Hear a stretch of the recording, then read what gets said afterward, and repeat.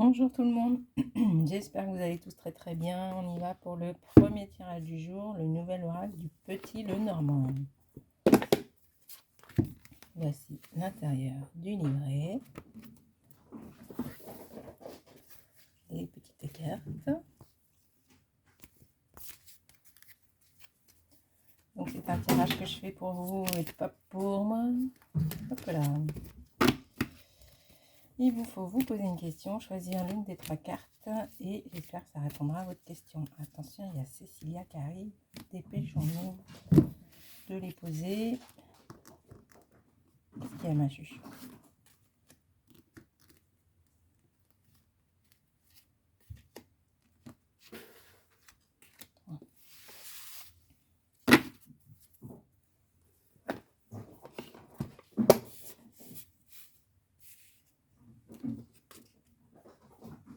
Allez, vous êtes prêts?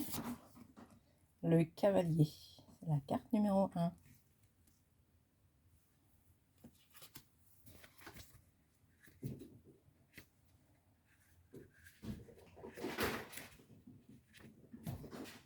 C'est une carte de mouvement. Elle est donc rapide. Son influence s'exerce sur une période rapide.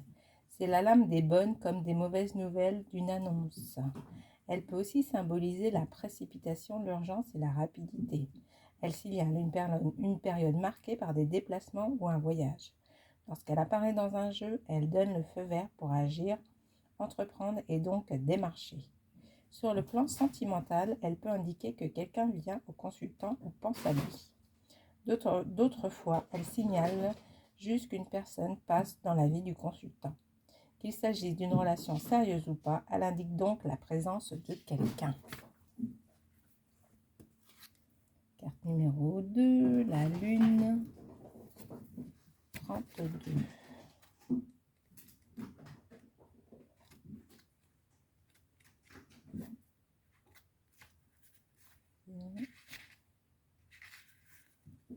Tout comme la carte de la femme, la lame de la lune représente la féminité, l'intuition, l'inspiration, la créativité, la douceur, l'attention, le foyer.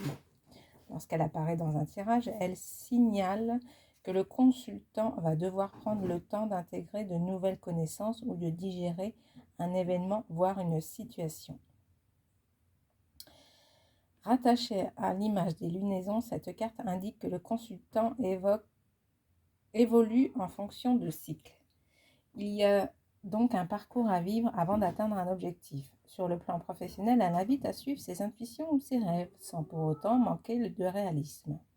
Elle représente une période riche en projets, en entreprise. Elle conseille de laisser aller à l'imagination. Au négatif, c'est la désillusion, la perte de repères, le brouillard, la perte de confiance en soi. Sur le plan amoureux, elle peut symboliser le cocon familial, une relation amoureuse, fusionnelle. Attention, idyllique, sympathique, une grossesse ou une naissance, l'achat d'une maison à deux. Dans un contexte négatif, elle représente les doutes, les interrogations, les craintes, les peurs, les déceptions. Alors, on va essayer de trouver la carte numéro 3, sous les fesses de Cécilia. Donc, c'est les fleurs. Numéro 9, je la mets là, hein, parce que j'ai plus de place.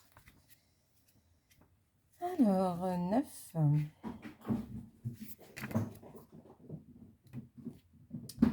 C'est une carte plutôt positive. Elle représente la beauté, la séduction, le charme, la jeunesse, mais aussi les situations, les relations éphémères ou temporaires, les flirts, les aventures sans lendemain.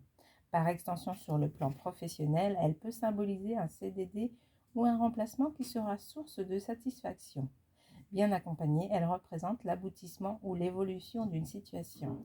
Elle peut également être associée aux cadeaux au présent d'hiver. Au négatif, elle met en garde contre la superficialité. Voilà pour le petit tirage avec les fesses de Cécilia. Je vous souhaite à tous une très belle journée. Je vous fais plein de gros bisous. Et puis je vais faire le tirage des animaux là tout de suite. Bisous.